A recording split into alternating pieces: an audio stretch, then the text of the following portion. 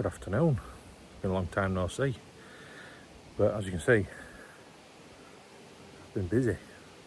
So I'm going to take you on a journey with me into buying one of these and owning one of these, because this has taken me a long time. But I'm there now. I'm going to tell you my journey of getting one of these and how difficult it's been. So keep tuned. So here she is.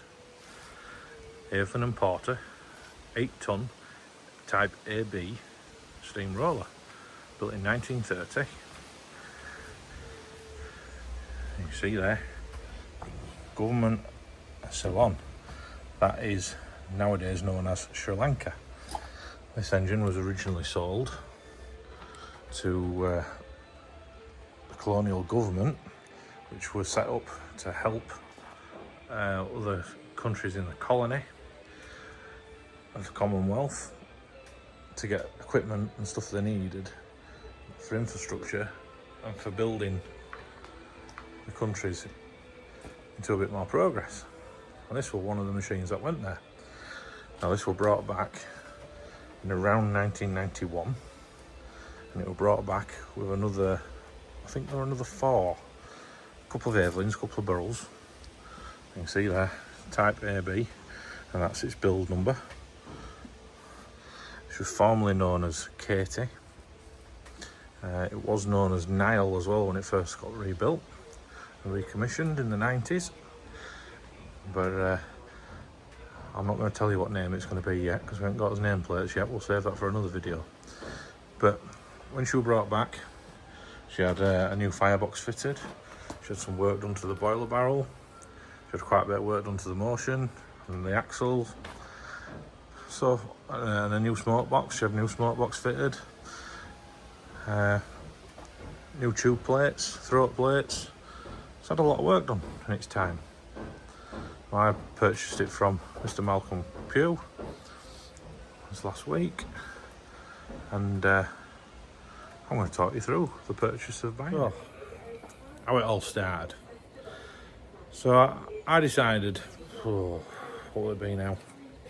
Just adjust this and get this right. So I just decided about just over 12 months ago that this is definitely what I want to do. And when I were about 12, 13 year old, something like that, the steam rallies, I used to knock about a little bit with a fellow that used to run an engine for a big firm, and I've always liked it, but everybody knows these things aren't cheap. It takes a lot to get in there. So idea disappeared. I carried on with vintage tractors, as you all know, for a long time, and I'm still going to carry on with them. It's not going to be something that disappears. But this itch never went away. And then 12 months ago, a mate of mine, he's got a Fowler Agricultural, and he let me have a go on it. And all of a sudden, it was back again. We needed to do it. So I made a decision. We'll sell some tractors, we'll buy and sell some stuff with the money that we've got, build it up, and hopefully one day we'll have enough to buy one. 12 months later, here we are. We've got an Aveling roller. Now, reason why I got an Aveling roller is the weight is the main thing. It's an 8-ton roller when it's full of water, full of coal, just over 9 ton, about 9.25. My wagon will carry comfortably about 11.5, something like that. So I can't get a bigger wagon. Don't intend on getting a bigger wagon, so this ticks the box. And also the rollers are considerably cheaper than tractors or road locos. So another reason why we got a roller. Now, one thing I have found along this journey is getting into the steam scene, shall we say, is very, very difficult. If you've not been in the steam scene since birth, or been inherited a steam engine or whatever else, it is very, very, very difficult to infiltrate it. It's taken me 12 months of speaking to loads of different people, emails, messages, you name it, joining forums and groups and whatever else to try and get some information. Now, it still was very vague, very vague. So like I say, information was quite hard to get hold of.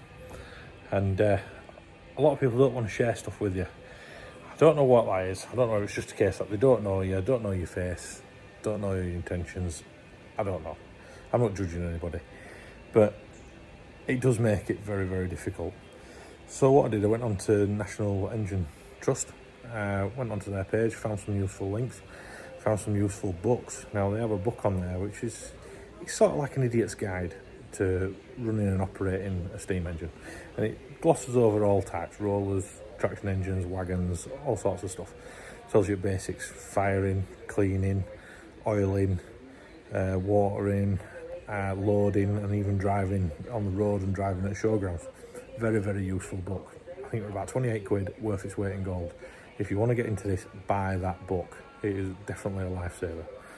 So next news was try find one.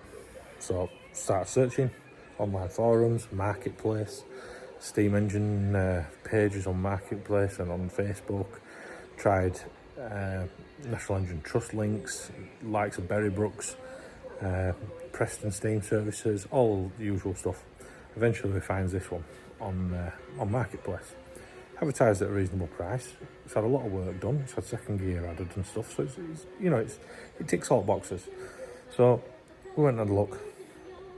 Struck a deal with the fella, and here she is. She's back home. So just today we just had a bit of problem with the injectors. I'll show you. You can see there's a steam injector down there. That's for the high pressure, and there's a steam injector on this side, which is for the low pressure. Now this one wasn't factory ordered with a mechanical pump. It was just ordered with 2 injectors. So I couldn't get them to lift the other day. Don't get me wrong, it may be me. I might just not used to it, but I thought we'll make the decision. We'll take them off, we'll clean them. So we're taking off and clean them. I've got a fire in now. We've got about half on the glasses. I'm just building up pressure steady away. So what I'm going to do today is basically try get the knack of using these bloody things. Got some good old oval coal there. But everything's everything's operational. Everything works. There's no major issues. There's a little bit of a bush that wants remanufacturing on one of the slide valve linkages. I'll show you, which I'm going to get done. This bush in there.